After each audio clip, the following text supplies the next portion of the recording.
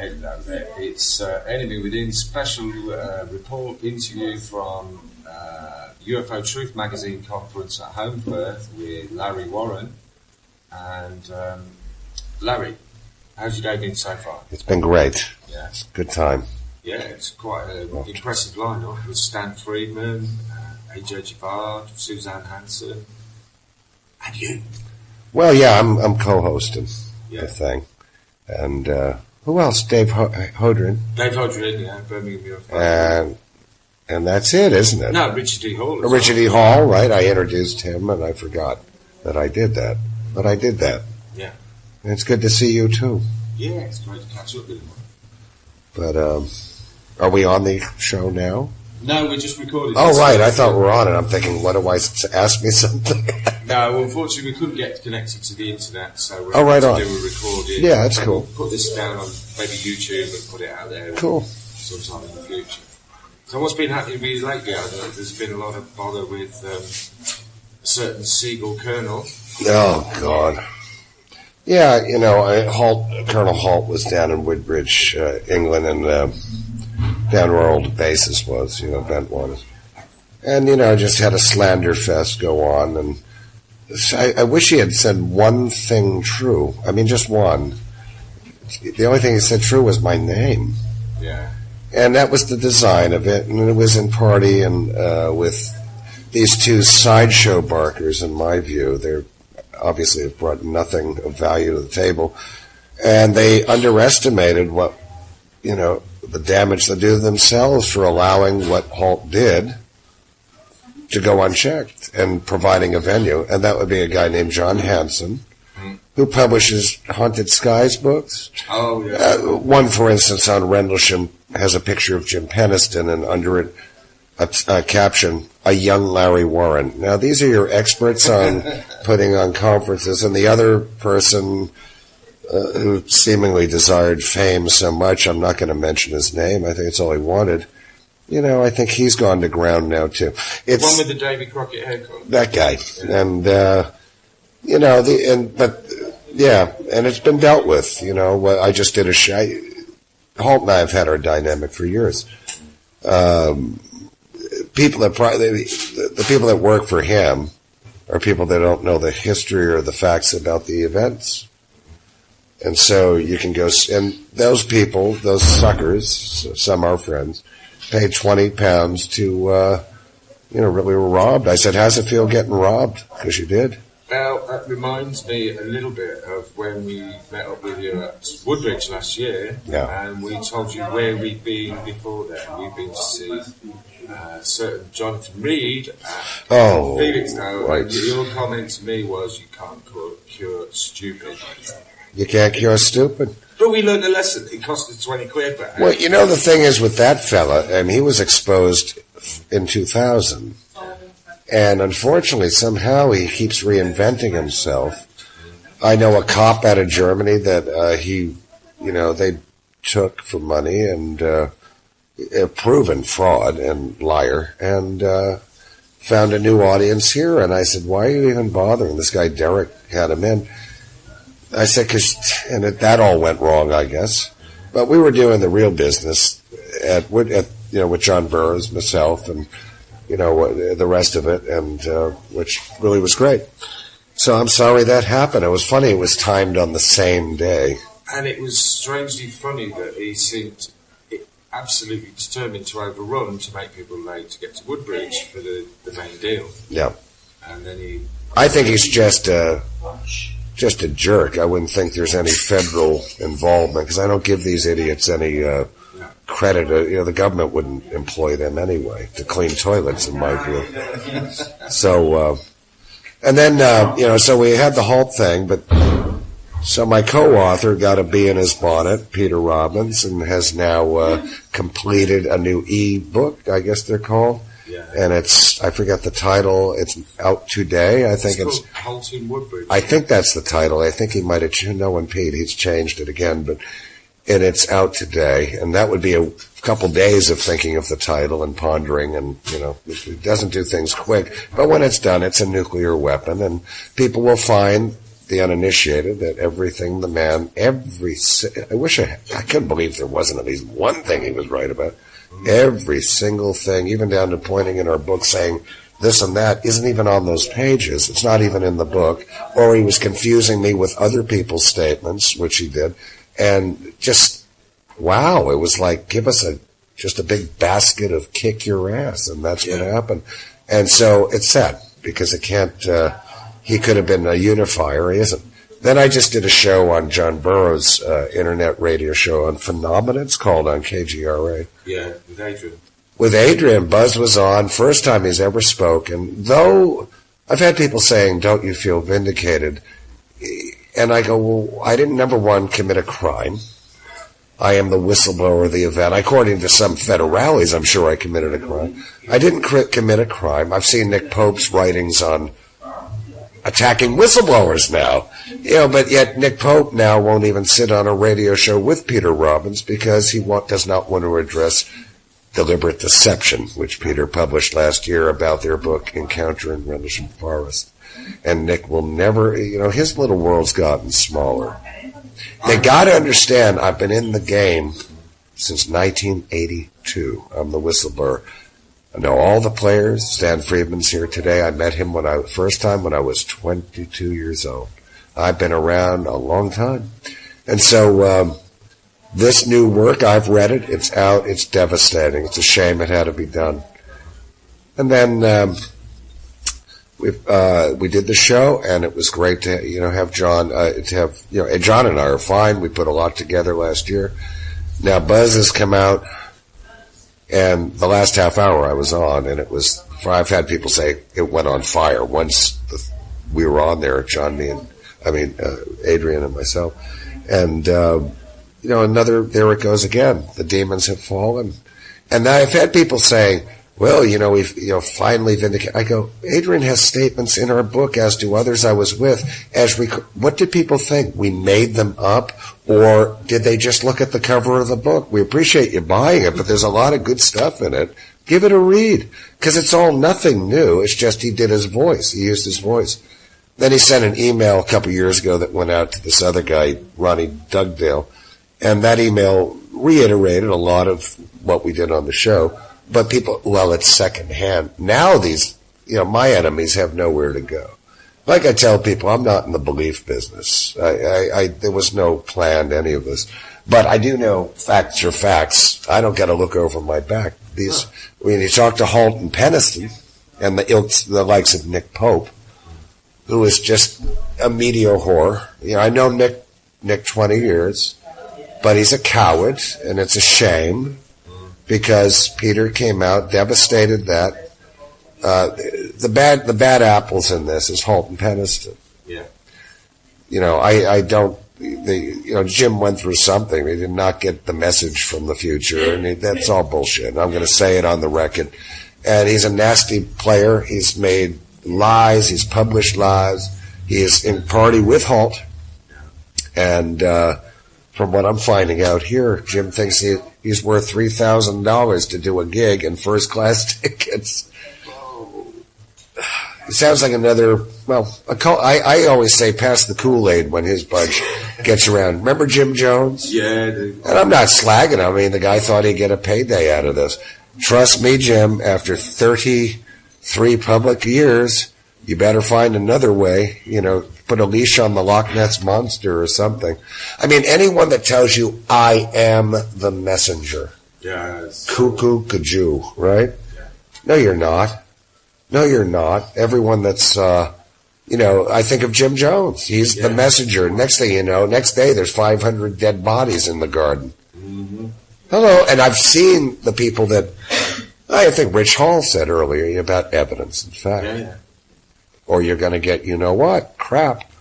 And, but that's okay to these people. We have found a new Messiah. They'll find another one if they don't kill.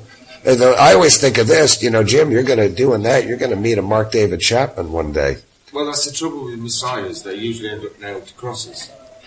Yeah, well, the righteous ones. But when you have one guy just spinning something out that did go through something, but is not the sole focus. I mean, I was kind of shocked doing the show with Buzz, Adrian Spinzer, that he, that's what we call him. But I hadn't spoken to his voice, heard him since 1981. We've had little brief things, but, it was tough for him and other guys.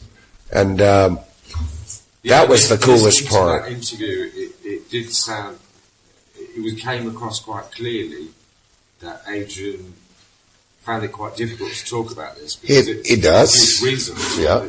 Explained in the interview. He does, and he didn't. He's never done a radio show on this. I don't know if he's ever been on radio. I don't think so. Mm-hmm. And he, like a lot of guys, I'm in touch with a number of them, and they say, with what was done to you, why do we want to go through that? No. And Holt was not the senior guy out there, and Jim Peniston wasn't the senior man with boots on the ground. If I recall, because I was there in 2010 when Jim got on stage in Woodbridge for the 30th. That was when the huge effort of rewriting these events' histories was attempted. With the ones and zeros. Oh, with just a lot of people thought it just came out then. That was a company called Prometheus Productions behind all that attempt at rewriting. It didn't work, and we're still here. And, the thing is, I got out of the gate first. I got it out. So I kind of know what's what. Mm-hmm. Don't know what it was. I found it an interesting parallel with what happened to you, how it panned out with you. That you found your mother, and Adrian did exactly the same thing. I didn't know that. But that was, no problem, Larry. Can we take a break for a second? Sure. I'm sorry about that. No problem. Gary, we yelled. Okay, Larry, one thing I found really interesting was the parallel between Adrian's story and himself. Yeah. You found your mum, he found his mum. Yeah. And it turns out there were all kinds of government black cars watching the house at the time this occurred. That's what he said. Yeah. My mother, I don't think that was the experience. I know when I got home, our phone had an open tap on it. My sister picked it up and she goes, and that was in 81. But, and I wrote a letter to my mother right after. It's the only original document recounting portions of the events. And forget their statement. This is original. Yeah. And there's only 3 statements. All the other people didn't. We all signed pre-signed statements. Adrian was debriefed separate from me, his group. And, it wasn't just, but we were right next to each other. But, the call on the mother. Another guy, Paul, I know, he said, I called my mother too. And I go, well, that's great. But, and that was, I can still picture that morning so clearly. What the biggest thing we found out, John, Adrian, and I, we have a lot of missing time. We don't remember getting back to the base, about 14 hours. And I don't even remember how I dealt with it in our book. I should probably go reread it. But I think, I can't figure that out, so I'll just skip over it. I must have gotten back there. But it turns out we all have it from sight. And everything that happened to Adrian happened after I had left sight. But what disturbed me on the show, because he said these beings or whatever, this shadows. Yes, Adrian Parsha went in, fell down. John was in this phenomena, this thing. And he said, there was one around you, John, but earlier around thing, there was 3 around Larry. And I'm like, oh, don't be saying that. And then, he said Holt came up and told us, me too, I remember the officer came up, take the cameras off a guy named Brian Cresswell, who's a local Suffolk PD and Suffolk cop. And so Holt knows. But there's so much missing time. But I think the bottom line is I stopped him getting his star, his general star. And he's known as the UFO colonel, and it's because of the document that we get out, the Holt memo. Yeah, he might have been a general without that. Oh, yeah. Yeah, potentially. He could have been. And he says that's not it and all, but, it's a shame, because it would be great for us all to get together. This is a very hard event. I don't call it a case. It's a life experience to me. Yeah. And it's a very hard thing to get your head around. But it actually, other than what the phenomena was and the effects of it and the weirdness, but as far as the whole order of it, it's not confusing. But it has been made confusing by parties that need it to be. And I will say Jim Peniston's part of that. And I don't care if I'm told I'm knocking him. Like he's done me no favors. Though I had beautiful Facebook messages for him after we hooked up here. And oh, it's so great to finally get, and then it just turned into a vicious, and it's the circle around him, and it was cult building. He stood on stage in Woodbridge saying Halt was part of the cover-up, and yet now they're joined at the hip. Well, they're going to be very lonely, and I think they may know that. I know information travels slow in this world, but they'll know it soon enough. And there's always going to be that, look, some people just plain don't like me. I probably scare them. How could he be so right about it? I don't know, because it happened. But as far as when the stuff comes out, hell, I had no idea. I have a tape I just gave to Gary last night. It was sent to me a week ago. The first night, if people know my story from a book, I was in 82. I saw, my family isn't from the subject at all or interested in it, any of my family. And though my mother and I have a few things, she it's not, doesn't talk about it, it's not interested, she doesn't want to know, it scares her. Supportive, but not interested. And I got that darndest thing. I saw a newspaper article. It was a couple in a Connecticut town near me, Betty Andreasen, who was the subject of the Andreasen Fair. I had no idea who they were. And they listed where he worked, Bob, her husband, and I called that place, and I said, I've got to talk to someone. Can I talk to you? And he goes, yeah, come over, and I went over. And we sat around, and, and I guess, and that's that News of the World drawing, which looks just like the picture I took and didn't know I took. Yeah. That, which I never finished, but also what I had forgotten, because heck, it's how many, 30 some odd years, there was, Bob recorded it, because Bob was more a researcher, Betty's a witness. So Bob tape recorded it with a tape recorder. And he said, I just found that tape I made that night, and I go, this is the first time my mother, I have to stop it. Okay, thanks, Larry. Hey, God bless you, brothers. Enjoy the rest of the conference. Thank you. Conference, man. Thank you. Okay. And thanks for Larry for talking to us there. And the next person we'll be joined by is Andrew Johnson, who was on Enemy Within a few weeks. Was it a few months ago? Yeah, about probably 5-6 weeks, something like that. Something like that, wasn't it? Yeah. So, how have you enjoyed the conference, firstly? Very good, yeah. It's been a very large attendance here. We've got about 250 people. Really?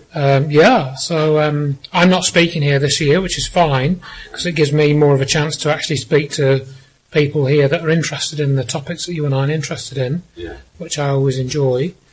So we've had Stanton Friedman here. I've managed to have a quick chat with Stanton, which is good. I've never met him before. UFO, well, indeed, yeah. Mr. Roswell, what do you call it? Yeah, I mean, he's a phenomenon in his own right, really. It's 81 years old, and he has done an awful lot for the subject. Yeah. So I'm very, I've actually corresponded with him, and he sent me things in the past at his own expense. So I'm very happy to meet him. And I was also able to give him a copy of Dr. Judy Wood's book, Where Did the Towers Go? Oh, I'd be interested to see so I hope that he gets a chance to read it. He's a nuclear physicist, so he is, from a highly scientific background.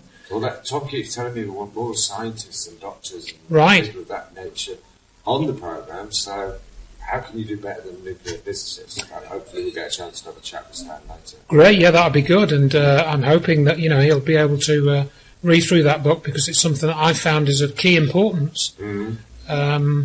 And I mean, for example, I wrote an article about the disclosure of Paul Hellyer, the former Canadian Defence Minister, who's now, I think, 90 years old. It's either 90, 91 or 92, I can't remember which. Yeah. And he made a video early this year where he was speaking to camera. Somebody had made a good quality. Wasn't that Luke Radowski interviewed in a hotel room? No, it wasn't in a hotel room. I think it's at his home, because he's got a bookshelf behind him. Ah. I should remember the name of the guy who actually posted the video, but I don't off the top of my head. But it's just basically he's talking to camera. It's, he's obviously written out what he wants to say. Yeah. It's about half an hour long. And in that whole half an hour, 35 minutes, he only holds up one book to the camera. And you know which book that is, don't you?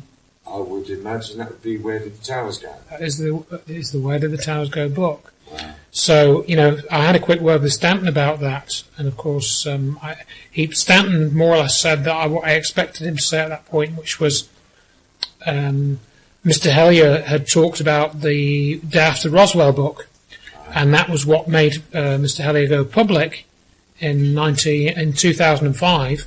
Is that the Philip Corso? That's right, Philip Corso's book, because I know that Stanton has researched into Corso's background and doesn't believe all of Corso's story. He doesn't believe he was on the National Security Council, which I think when Hellier made those statements in public, that made Stanton Friedman somewhat uncomfortable, because he felt that there were serious questions about the Corso story. But I mean, some of the other stuff that Corso mentioned is I think is highly significant, and one has to wonder where some of the advanced technology has come from. Has it really all been developed just quietly by clever scientists? Well, maybe it has, but there are certain question marks, for example, about the development of the transistor and how that actually came about. Apparently the lab books of Shockley and Brodeen, I think, were the inventors of the transistor. They're meant to be questionable. So, I don't know, maybe that's disinformation. But, again, Mr. Hellier's disclosure, I think he did a good summary of matters that we stand at now, and he talked about a range of different topics. I think the sorts of things you talk about on the programme. Yeah. He talked about UFOs, he talked about 9/11, he talked about the banking situation, with all the way that money is created out of thin air and that sort of thing. And he tried to propose some solutions. So, one of the radio stations we go out on is people'sinternetradio.com.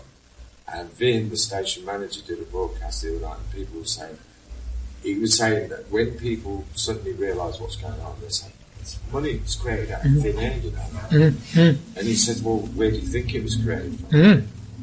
That's like, whoa, yeah, of course. Where do people think it comes from? They think it's God gives us money? Or? Yeah, I think that they don't really think about it, do you? You get these pieces of paper in your hand, or you have a number on your bank balance, and that's all you need to know, really, isn't it? If you can buy your food, you can pay your internet fees, and so on, and pay for your mobile phone. You tend not to think much beyond that. I mean, I certainly didn't until probably 10 or 12 years ago, when I started finding out about all this, scratching the veneer of the reality that we live in and all of that stuff.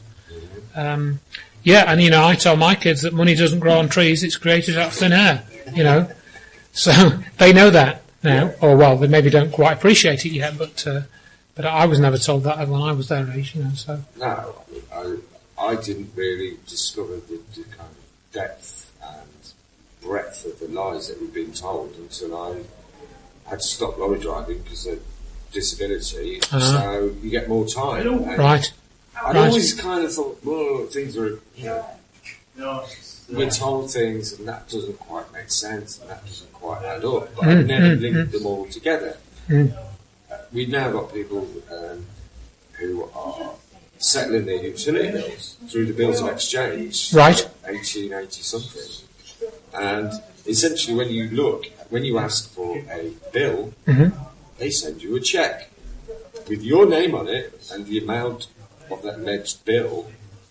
But when you try and take the cheque to the bank, they won't cash it. When you try and take the cheque to the post office, no. I actually tried to do that 20, 30 years ago. I thought, it says cheque on there. It's got my name on it. I'm going to pay it in the bank. And I got fobbed off and I thought, there must be something more to this, but I never had the time to investigate it. But now it appears that that money comes from the Treasury. It's drawn from a commercial bank, which is usually Santander Bank these days. Right. So it's a cheque in your name. It now says Bank Gyro Credit, where it used to say Bank Gyro Cheque. But credit. They're sending you a credit to zero out your bill. But they won't let you do it with that. They want you to give them cash or cheque or whatever. So you pay twice. So what they're doing is they're using a very carefully worded terminology to get away with the deception. Oh yeah, and it's working. But there's so many people attacking it now from so many different angles that I think the system's got to come crumbling down. They're frightened to take these things to court because although they've got judges that always side with the banks, they're frightened they might get a judge who's honest once and who actually sees the fraud. I think we're on the verge of something pretty big now. I hope so. And likewise, I think with all the deliberate lies about 9/11, the space program, UFOs, all these things, there's so much. The internet, I think, was probably set up as a device to control us. But I think it's got out of hand a little bit, and people are just sharing information that they've got hold of, and it's everywhere. Well, I think that's true, but I think one of the biggest problems now is the level of noise on the internet. Oh. The signal to noise ratio has essentially gone up or gone down, whichever way you look at it. But there's a huge amount of noise that you've got to work through to get that signal, to get that good information, and that, I think, is the strategy. You mean like the flat Earth? Well, indeed, I don't remember about that, but that is a prime example, and yet with a little bit of science knowledge, you can see that that's ridiculous, and why not just understand what a nautical mile is? If people don't know what a nautical mile is, I suggest they go and study it, and with that simple piece of knowledge, you know that the Earth cannot be flat. So. I haven't looked at that, the nautical mile. So is that to do with the nautical miles longer than a... Correct. A nautical mile... That must be due to the curvature. Correct. That's right. A nautical mile is actually 1 minute of arc, I think. It's either 1 minute or 1 second of arc. I should go and look at my textbooks again. But it's a division of the Earth's circumference. It's 3,600th of the Earth's circumference, I think, is the correct... Or maybe it seems more than that. No, in fact, it's probably got to be, 1/60th of that. So, But anyway, you can look in the textbooks. That's what it's based on. So all these ships that are travelling around the world, week in, week out, if they've got... Because a nautical mile is 1.1 ordinary miles. So over a period of a long sea journey, they'll have a discrepancy of, thousands of miles, and they're bound to notice that. So... yes, I've got a few friends who kind of keep badgering me to do a show on the flat Earth, and I'm saying, we've got more important things to cover. Don't need to disrespect what they're looking into, but I've kind of had a look, and I was kind of dragged into it a little bit at the start, and then I thought... Yeah, because they generally go at it from the, view of, we know that NASA is faking data and giving us fake pictures from space and all that. So that's the starting point, really, which is understandable because, I myself have talked quite a bit about that. And so I'm quite familiar with a lot of that evidence.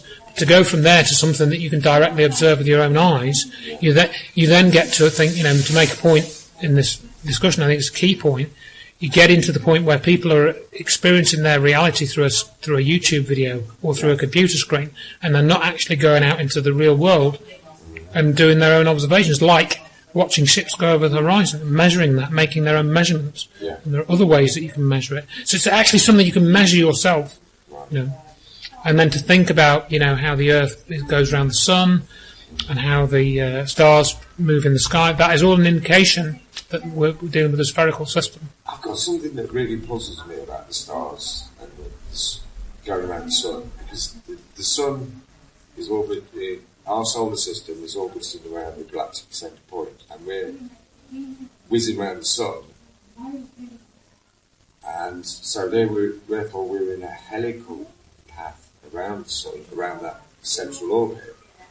But yet when we look in the sky, the stars appear in the same place day after day. And I think surely there's two issues there. One is the way that you see the stars when you're standing on the surface of the Earth. That's to do with the Earth's rotation. There's another issue with perception. Precession, I should say. I'm getting slightly distracted with some of the people coming. That's all right. But then the timescales that you're talking about with the Earth going around the centre of the galaxy, the Sun going around the centre of the Milky Way galaxy, that only happens once every 250 million years. So it's a very slow speed. It's very, very slow. You're not going to perceive that. But if you look at the astronomical data from years ago, you can see when the positions of the stars were slightly different several thousand years ago. It's a fairly obvious. Brilliant answer, Andrew. Thank you very much for that. Unfortunately, we've gone into a tea break now. We've got a bit noisy, so we'll call it a day there. Absolutely. You're welcome. Thanks for speaking to me. And we'll speak to you again soon. Okay. He's been trying to use Audacity himself, actually.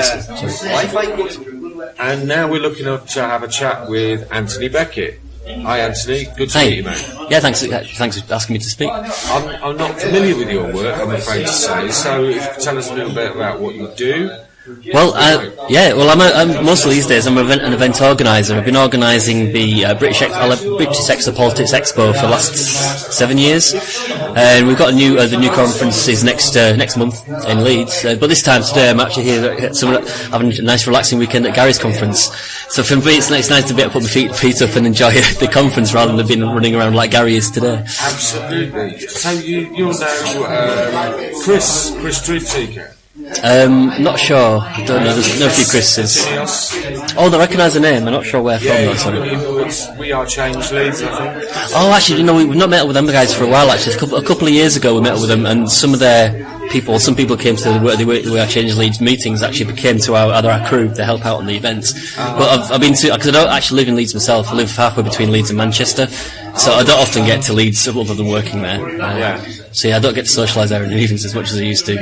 Right. So, to what particular side of exopolitics is your speciality? Well, essentially, how I got into this was I went to more than 10 years. It was 2004. I went to Steve Bassett's X-conference in Washington DC. It was actually in a town called Gettysburg, just outside of DC, and it was pitched as being the X-conference was the first Exopolitics Expo, and it really changed. I mean, at the time there were UFO conferences in the UK. I think Graham Birdsall, who had been running the old UFO magazine, had done an event. I think he died actually. It was 2003 or 2004, and there was kind of basically a void had been left in the UK where there were no conferences of the kind of calibre we have here today at the UFO Truth Conference. Yeah. And so I just saw a void in the market, really. I was spending a lot of money going over to the States to kind of to go to the conferences that had really interesting information. And one time I decided, 2009, we decided to bring people over here. And I tried to get Rich Dolan over in 2008, and that didn't really transpire. So in 2009 we put together a conference, because Lloyd Pye was over already, so we invited Richard over and put together the first Exopolitics Expo with, along with the help of David Griffin, who runs the Exopolitics Initiative in the UK. So two separate entities. We do the organisation of the conferences and the events, whereas David's doing the actual initiative of the Exopolitics Initiative. From our perspective, we take Exopolitics to me. Well, I personally take Exopolitics to be the same kind of things other people say, which would be the politics of disclosure. But I'll say we broaden that. That broadens out into the idea of space-based weapons, this kind of thing, actual terrestrial politics, but relating to extraterrestrial phenomena. But it also goes hand in hand with things like the idea of the concept of, even from purely hypothetical perspectives. We've a lot of talk today about in this conference about how the mainstream media, for example, don't engage with this subject in the way that we believe they should, and that in itself can be considered to be an extra-political move if it's done as a politically motivated way. So all these things can be regrouped together under exopolitics. And the reason for continuing to use the term is simply as a way to get out to what is seen to be a dogmatic UFO. The term UFO has got its issues attached to it, and everyone's aware of that. But the problem is it's what we use to identify a phenomenon.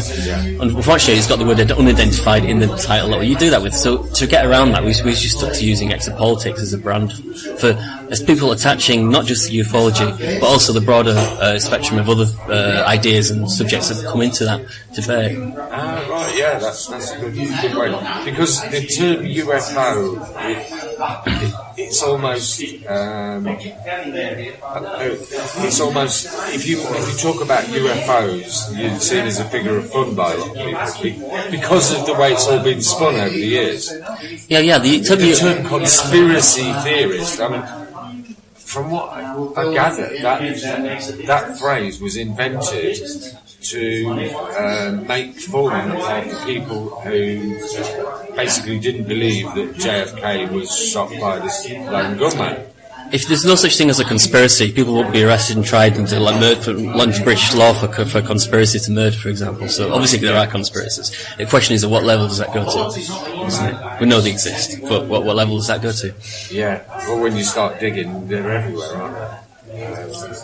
Some people say, well, if you look for these things, you'll find them. But I think debate goes. I think it goes too fast sometimes as well, because sometimes there is such thing as ignorance, and that goes for people within whether it's the media or I was just having a conversation with somebody earlier about the astronomer Brian Cox.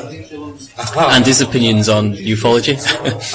And the question is, people were suggesting that he was some kind of disinformation plant. But the bottom line is, maybe he's just an ignorant scientist. Yeah. Maybe he's just so egotistical that he can't deal with his subject. You're indoctrinated with that system. You're going to believe what they tell you. Or if you don't believe, or you talk about other things than what the official line is, suddenly you don't get any funding, you don't get a job. Nick Colostrum recently spoke out about his questions about the alleged Holocaust, and suddenly he's lost his fellowship? I don't know. He was. I don't know. Was that quite recently? Because I heard about 15 years he's been in this post at college, and suddenly he brings this book out and he's sacked. Yeah, I had heard about that. And Nick Colostrum was actually stitched up, in my opinion, by the BBC as well, if you remember, when they did the 7/7 documentary. Nick Colostrum is I don't forget what his doctorate was in now, but he's also, most people don't know, he's got Asperger's syndrome as well, so he struggles with, like people with Asperger's syndrome do, with certain social situations. And the BBC clearly, if you watch the documentary on YouTube, they clearly stitched him up. He was put in a position where he wasn't comfortable and able to respond to, and they made him look like a fool in the process. I didn't realise he suffered from Asperger's. I've had friends who've had that, and it's quite a strange condition, and people do behave quite oddly sometimes. And the BBC were manipulative against someone basically who has that's in him. So mocking the disabled, I do remember, actually, when we did one of the first UFO conferences we did in Leeds, it might be the second one actually in 2010, I was invited on to BBC Radio Leeds, and we had the guy who was the radio host was basically played a piece of music which was a stereotype Carpenter's song. And so we come to talk about the conference, this, that, and the other. Then he kind of gets this guy from America on the line. I forget the guy's name, but it was a guy like a preacher who would basically summon UFOs to appear over the field where he lived.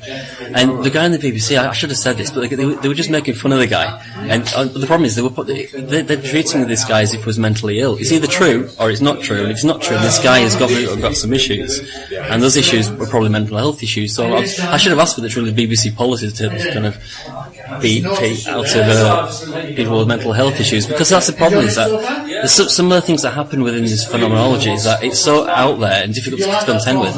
It's difficult for people outside of the knowledge base who research even a little bit into this stuff to gauge how people react to it. And it might well be that there's a proportion of people have got certain kind of illnesses and issues, but the problem is so have X% of whatever the population of Britain, so you're bound to have that. Of course you are. And the problem is it doesn't really account for the explanations and using that kind of stuff to discriminate or to isolate people who research this field and are interested in this field, or to make it seem foolish. It's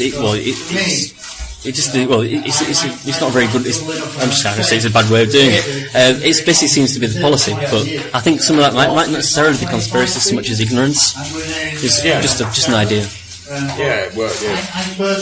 Anyone who appears on mainstream media talking about exopolitics, as you call it that, they just try and make them look a fool. But I have noticed that there are several guys getting on there now, like Gary Heseltine, for example. And when they try and make him look a fool, he says, well, I've got evidence. I've got 1,000, 1,500, whatever it is, cases of police officers reporting UFOs and contact and abduction. So I think it's a wall that's steadily being broken down, but I think we've got a long way to go still. Yeah, I was talking about people, I told you Gary about this earlier as well. Somebody was telling Gary about how he thought that disclosure would happen within this month, actually, by the 28th of this month being September 2015.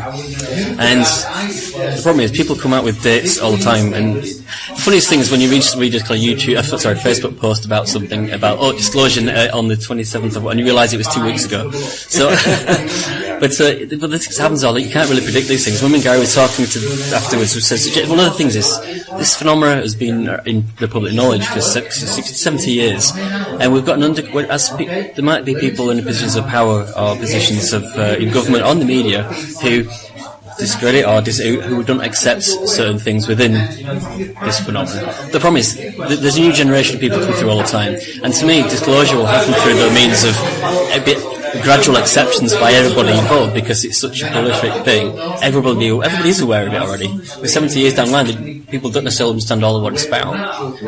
But that's to me how disclosure would go forward. I'm not waiting for. Not that we have a White House law in the UK, but we're not expecting the Prime Minister to step out of number 10 and say something. It's not really going to happen, in my view. It's simply going to be a groundswell of understanding, comprehension within Britain. Well, I found something interesting that John Burroughs said a few weeks ago. Confirmation trumps disclosure. True. Because we have confirmation, we have documents to say that in the Condine project, there's a little bit in there that says the airmen that were present at the Rendlesham Forest incident were exposed to longer than average of the UAPs. Yeah. So if they're exposed longer than average, then that must imply that there is an average. That's got some other statistical data to base that.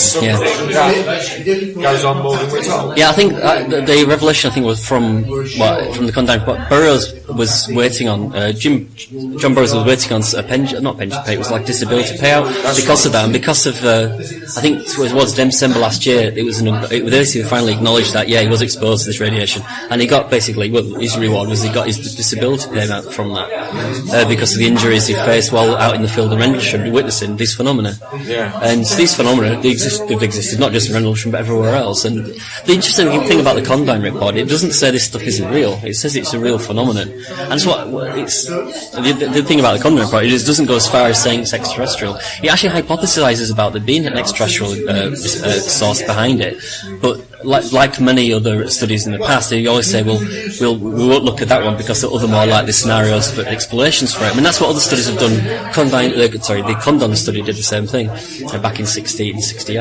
Oh, yeah. So, I mean, so it's not unusual, but I mean, at least from the Condon report's perspective, it shows that UFOs, or UAPs as they call them, do actually physically exist and do actually affect people. Yes. And so then you can contrast that to what you get from the mainstream media and their approach to an attitude to people who witnessed UFOs. There's a big paradox, the MOD in their official documents and official release in that official report, officially it was completed in 2000, published to the public in 2006.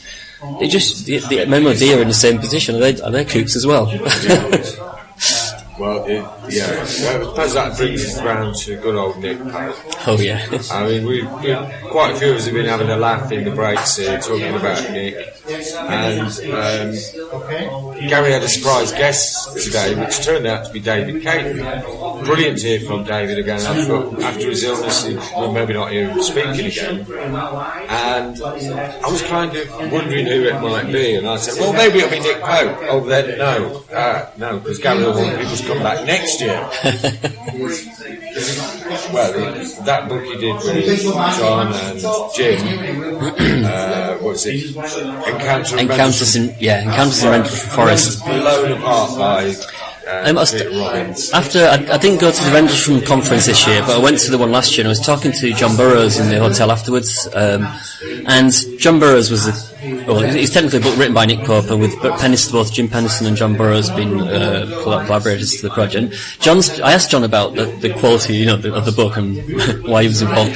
And his perspective, what he told me was that Nick was trying to write a book that was palatable and marketable. He's a media guy, and so John's perspective is maybe Nick was. Maybe there's some nefarious purpose behind it, but ultimately what it shines through is a Nick's media savvy. And the problem with that, it keeps Nick in a job, keeps the money coming in, but it doesn't really add to the knowledge base of the phenomena and of the Rendlesham incident, and that's what what I liked about the book was its claim on, if you look it up on Amazon, it'll claim it's the only book that was officially approved by both the MOD and the US military. Well, how's that some sort of well, to me, that's not really an endorsement. That's saying this book has been censored. censored by the US and UK military. So from the British perspective, there's obviously this is after the Condine report had come out. And the Condine report was 2000, and normally these things get kept under wraps for a long time. And I think they claimed it was public pressure, or the perceived public pressure, why they decided to release it in 2006. But the interesting thing is some of the stuff that I've noticed. If you look through the detailed, some of the more detailed research that you find in, I guess maybe they're more academic books, maybe they're not marketable, maybe not easy to read, but there are some books with some real interesting details in that you wouldn't get in certain dumbed down books. The problem is, if we're ever going to learn about the phenomena, we need to get to the source of what it is, and we're not going to get that just by writing a coffee table, but by, we need to actually kind of find out more the details about what really went on. And I was just going to say, it's been brilliant of you to come in and talk to us. Have you got any links you'd like to give out where people can find out about the work that you do, or get in touch with you if they've got any information they want to? Yeah, you can get to us by going to exopoliticsgb.com, or you can go to thisisdisclosure.com, because people struggle spelling exopolitics. And and we've got a conference coming up October in Leeds again, which is it's an annual conference. We do it every year, and so if this goes out in time, maybe you can get there too. Oh yeah, we'll get that out, and I'll certainly try and get there. Yeah, it's a bit financed with us. The bigger one we're trying to make sure we get to this year is the 35th anniversary of Rendlesham, which I believe is going to be in Ipswich. So December, might be able to fit one in between then. So. Excellent. Thank you very much for coming and talking to us. Thank you today, and enjoy the rest of the conference. Thank you. And now we're joined by the conference organiser, the main man himself, Gary Heseltine. Thanks for joining us, Gary. Yeah, you're welcome. It's nice to be invited on. It's a fantastic day so far. Well, it's not for me to say. I hope people are having a good time. Maybe you've heard feedback from other people. Obviously, as the organiser, you kind of try to put these things together. You never quite know how they're going to go. But the feedback I'm getting seems to be popular. But what feedback have you heard? Anything? I've heard from quite a few people who say they're really enjoying it. Particularly Alison. Alison Dunlop, the interview was really nice. Yep. She's met Larry and she's met you and Richard and she's loving it. No, well, that's what we want. In a sense, this is a year in the planning. Yeah. It's a budget. It's our third conference this year. It's the largest budget of about 11 grand. We're getting bigger and better. Last year it was 120 a day. Now we're about 275 a day. And it was chock-a-block today. And it's chock-a-block. I think it's 280 people today. That's the maximum seats. So I mean, for me, it's a big expansion. And we're still a young magazine. We've only been in 2 years, and we're just trying to spread the word. But when you're getting quality people like AJ Javard from Brazil, Susan Hanson from New Zealand, Stan Freeman, who's an absolute legend in the subject. You'd be mad if you're interested in this subject, you'd be mad not to be here. Absolutely. Well, I'm just wondering where it's going to go next. What, you got a football stadium next year?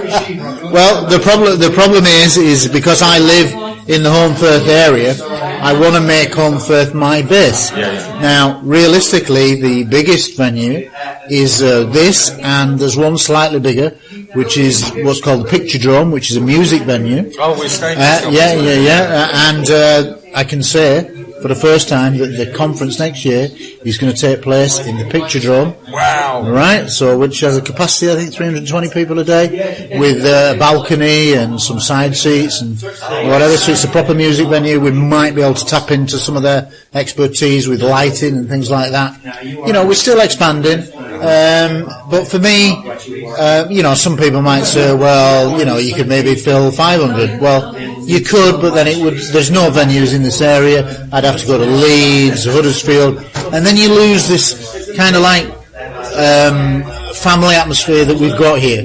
Because that's what I'm trying to achieve is the family atmosphere, because that's important to me. I want people to feel as if they're part of something. And Home Firth is a small little town in a pretty little spot. We nestle on a nice river that's running through it. It's got lovely little shops, cafes and bars. It's got everything on your doorstep. Yeah. So if I have to stick at 280, to be honest, I'm happy with that. Because if people want to get there, they'll pay the money and they'll get there and get the ticket early. That's it. And it was our first conference last year. I mean, I was quite into the UFO subject. It was before I started doing radio. Tina ruled a bit of Mulder and Scully. She was very sceptical. But I suddenly said to her one day, I was looking on somewhere and I saw, oh, Gary's doing a conference soon. And she just turned around and said, shall we go? And it was like whiplash, and I booked it straight away before she could change her mind. And we came and we thoroughly enjoyed it. The people you meet are fantastic. Oh, absolutely. And they're like-minded people, and I want to make them comfortable that they're able to talk to each other in the audience and say, well, actually, I saw something. And instead of, were you crackers or something, people who listen to you, the neighbour that sat next to you, has probably got a story themselves. In fact, I would probably think that half the people in the room have had some kind of experience. Well, there's a guy that turned up last year, came from Leeds. I can't remember his name. I don't think I've got his name. He's here again this year, but he only turned up on the second day, and he had something. And he'd had an experience, but he never felt comfortable telling people about it. But he came here, and he was quite nervous, but he was telling people about it. And that's a big thing. He's back again this year, and he's probably a bit more comfortable talking about it because he knows that he's in a like-minded group, and that's half the battle. Is getting people to talk. There are so many genuine people out there who've had genuine experiences, but they never feel comfortable because of this stigma that's attached to the subject. And I'm kind of trying to say that we shouldn't have this stigma. We've got to fight back against the stigma because it's wrong. It's been around for 60 odd years, and it's about time this stigma ended. Because we have to say the people who come to these conferences, they've got the blinkers lifted. They are looking at things far more open than the people who've got closed minds who say it can't be so it isn't, which is obviously one of Stanton Friedman's lines. It can't be so it isn't.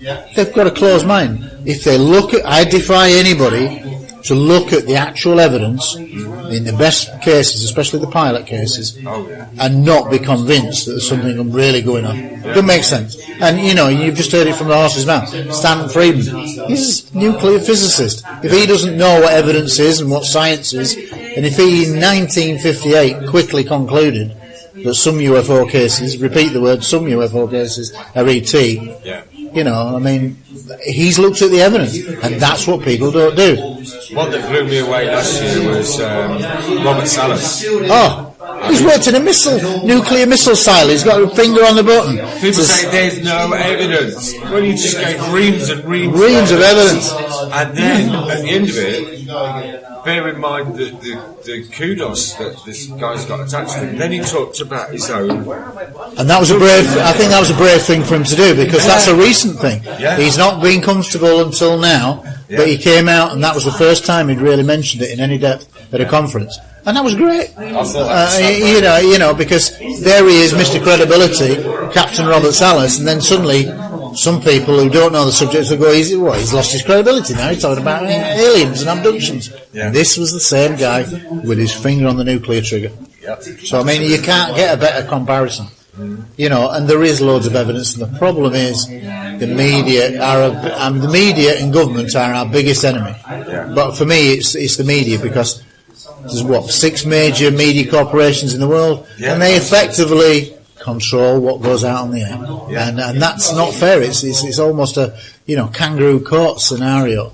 Well, a lot of the other subjects we cover, Gary, it appears to me, and I'm quite convinced of it, that the people who are ruling this world, the government controllers who are above them maybe, they're at war with the people.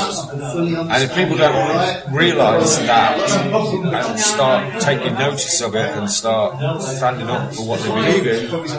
Well, I think that's where we get into difficulties, because there are millions of people following the subject and many other subjects that are not in the mainstream. But as yet, I'm not convinced that the internet, whilst it's good for sharing knowledge, I think it creates apathy. People say click, like. And that's your bit of research, is it? A like, or I understand that they're going to create a dislike button as well. But that's what he said, the guy from Facebook. But I honestly am not convinced that however popular it is in the internet, it doesn't transpire in numbers in the UK. because we should have thousands of people queuing up at the door. Yes. If that message was really out, because there's literally millions of UFO websites, but we don't have millions of people attending conferences. I was quite surprised that after what happened last year and people getting the word round how good it was, that you didn't sell out in the first 3 weeks. I don't think people work like that. I mean, we had a discount for people, I think, up to the end of October for the early bird. And a lot of people did buy, but, you know, it was maybe 40, 50 people. Yeah. Well, we booked the day you announced tickets were on sale because we came last year and we booked it late. Yeah. So we ended up 5 miles away from home. And that's the problem. So we couldn't meet up with people at night. But this year, we're slap bang in the middle. We booked it on the day. And where are you staying?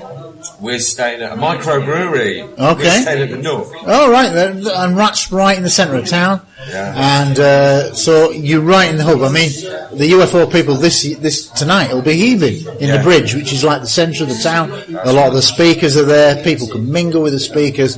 And it's a great centre. And the Nook's, 100 metres away from that? So you're in and around it. So if the weather, like today, is lovely, it will be a great night tonight. Yeah. Well, we've got a friend coming over from Manchester, maybe another one coming over from Sheffield. They're going to come and join us tonight. They couldn't make it for the conference, but they're hoping to meet some of the speakers, yourself, Larry. Well, maybe if hopefully some more people will turn up. I think we had about 15, 20 tickets this morning that weren't booked for tomorrow, but hopefully some people will turn up tomorrow. But I mean, even so, we'd still be looking at 260 tomorrow. So I mean, that's pretty good. There's a couple of tickets left if people. Oh yeah, there are about 20. Well, Tino, how many tickets are left for tomorrow? Single tickets. A handful. 10, 20. Below 10. All right. Well, but there's people want to come down. There'll be a few people on the door. So I mean, get the word out. That's brilliant. No, I mean, ideally, you kind of want to be in a sellout straight away, but it's the human nature. Some people just leave it to the last minute. Yeah. Some people will say, well, my plans have changed, I can now come. Yeah. I couldn't come, but now I can. So it's a combination of all those reasons. Well, thank you ever so much for having a word with us, Gary. Get you back on Enemy Within and get you out there and make sure you sell out a bit sooner next year. Well, let's hope so, but hopefully everybody's enjoying themselves. That's the main. Thanks very much, Gary. You're welcome. Enjoy the rest of the conference. Thank you. And we've got Richard Hall joined us as well. Richard D Hall, sorry. And you've just given a brilliant talk today, learned some new information. It was absolutely fantastic. Thank you. Well, I thought it was well received. Yeah, it went down really well. And I did notice that AJ Javard was actually counting the times she said shit in the interview. Was he? Yes. Right. He said it was 3. Okay. And 1 F. Well, I did say it had a PG rating on the talk. So. Well, we're all grown-ups here, aren't we? Yeah, we are. Apart from your new son. Well, yes, Llewellyn. Oh wow! Have you got Welsh roots then? No, but he has. Because my girlfriend's Welsh, you see. Oh wow! Yeah. That's a big deal, yeah. You kept that one quiet, didn't you? I did, yeah. So, how are you finding the conference here today? The quality of the speakers? Very good.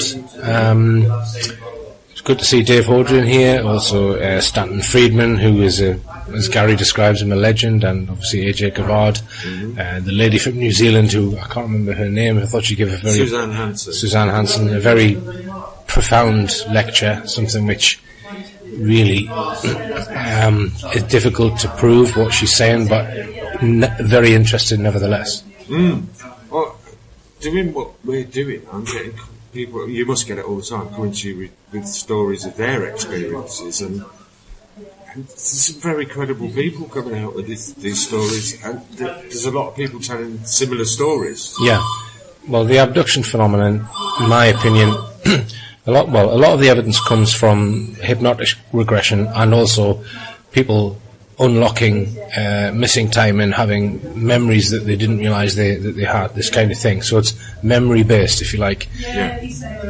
I would like to do my own investigations into that phenomenon, and I have ideas of how it can be done, but I would do it on a far more evidential level. I've got ideas as to how to work out whether someone has been physically taken from their bed, for example. That can be, you can use technology to be able to do that, to know if someone has actually physically been taken or not. Wow. So that would be something which I'll be interested in doing. I'd be interested to talk to you about that, because I myself had an experience where I was 12 years old. Me and a mate came around a corner and saw blue, I call it plasma ball now, but it looked like a blue sun hovering. It was about 30 foot across, hovering 10 feet off the ground at a little road junction. And we stopped and watched it for what we thought was a couple of minutes. It shot off to the horizon in that time, and it left, like the light trails you see in the sci-fi movies. And when we got home, we'd gone from being on time heading home to being 2 hours late. And we both got a right bollocking, but because we were scared of being ridiculed or maybe sent to a loony bin, we made a pact not to tell anybody. And I actually completely forgot that memory until 35 years later. I was watching a documentary and it talked about a blue ball of light, and boom, it came back to me. Right, yeah, which is what often happens. I think it's quite similar to the effect where when you have a dream, sometimes you wake up, you got no recollection of that dream, and then maybe 2 o'clock in the afternoon, something happens to you specifically, and then you just remember the dream that you've had the night before. It's a similar sort of recall, because generally you don't remember your dreams, or most of them. You only remember the dream if you get woken right up at that minute. So I suspect the abduction experiences are stored somewhere in a similar fashion to dreams. But as I say, it needs more physical evidence in order to prove a broad audience of people. Most people would write it off straight away if there's no sort of evidence that would stand up in a court of law, if you like. And the other evidence that I think could be sought is genetic evidence of, because it's allegedly a genetic manipulation program that people claim that women who are abducted, their children are in some way either taken or they're altered. And I think it would be possible to find genes that have been changed within a couple. Right? And I don't say whether that would be an ET thing or whether it could be some secret government project. Who knows? But people seem to describe the same experiences again and again and again with this abduction thing. But I don't really make a firm judgment on it. All I say is I'm completely open-minded on it, but I would like to seek better evidence for it, and it may be something that I turn my attention to in the future. I was fascinated. I was just listening just now to AJ about talking about things are pretty much out in the open. There's disclosure of the ET presence in Brazil.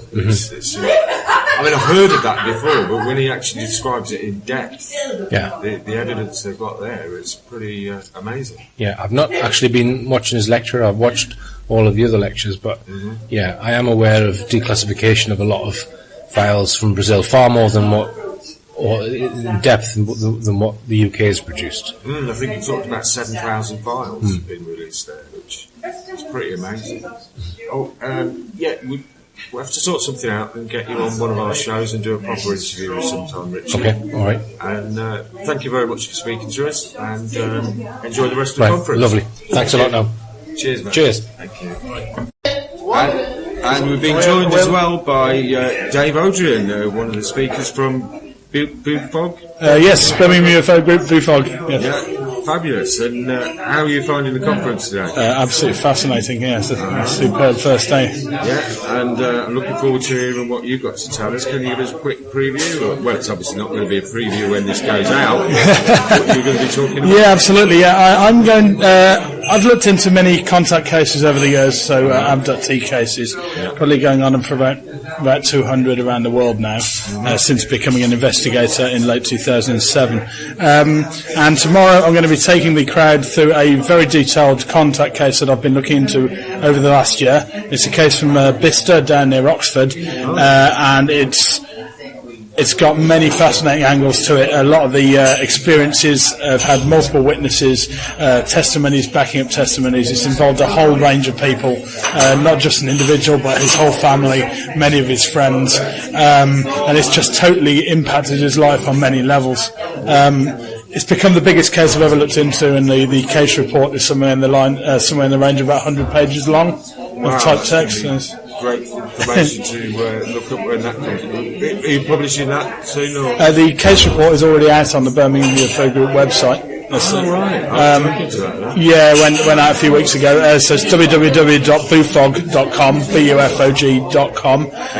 You can find case reports on many of the cases I've dealt with over the years. Lots of contact cases, literally hundreds of UFO sighting cases. They're all on there for anybody who's interested and wants to go and read them. Brilliant. Thanks very much, Dave. Thanks for having a chat. I'll let you go now and no problem. join the Q&A, and we'll wrap that up. Thank you very much, Thank you. Dave. Take care, mate.